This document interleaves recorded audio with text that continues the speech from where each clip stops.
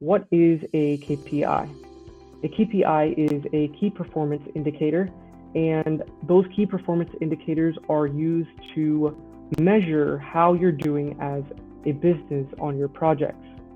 So there's different types of KPIs that businesses use in project management, and once you've submitted the final product of your project to your client, you need to evaluate the organization and collaboration of your team, which refers to measuring your project performance.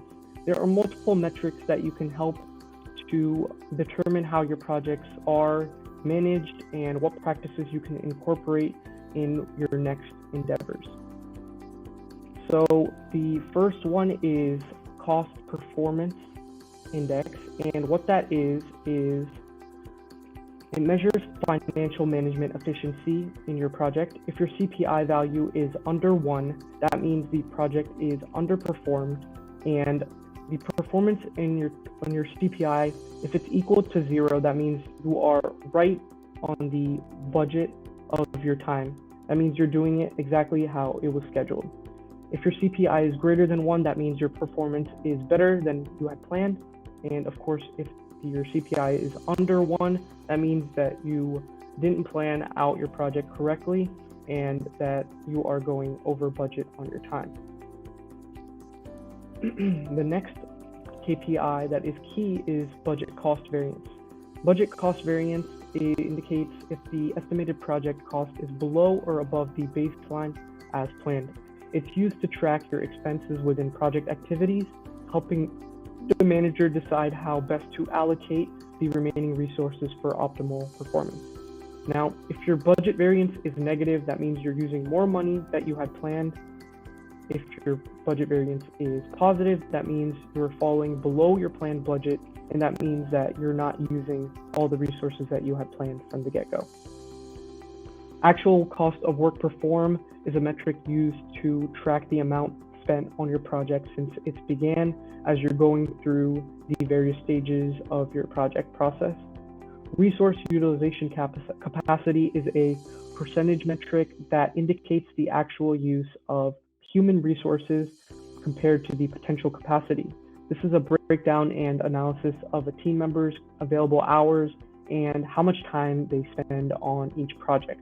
It is also known as the billable utilization rate. The next metric in project management is projects completed on time, and this is simply the amount of projects that you've completed on time. And this is a benchmark for many companies that are focusing on this metric. It's good to have a benchmark of about 80% of projects being completed in a quarter. If you're struggling with completing your projects on time, that means you're not planning your resource allocation correctly, and you need to spend more time planning your projects. The next KPI is the planned hours versus time spent, which accounts the difference between the scheduled duration and the actual execution time. The project manager can track every employee's progress against the set targets, where a difference greater than 0 appears as good progress, while a difference that is negative indicates that you are not spending your time well. Time management not only helps to align activities, but also saves organizational resources that you can use for other projects, other tasks. Activities should be completed without a delay for a project to meet its deadlines. If the actual hours spent exceed the planned time, then it either means that an employee is unproductive or the scheduled time was underestimated. Implementing these 6 KPIs in your company means you can set your goals, construct a strategy, evaluate your performance along the way, which overall will help you in your project process, and you can complete your projects on time and making sure that you are completing those projects to overall grow as a business.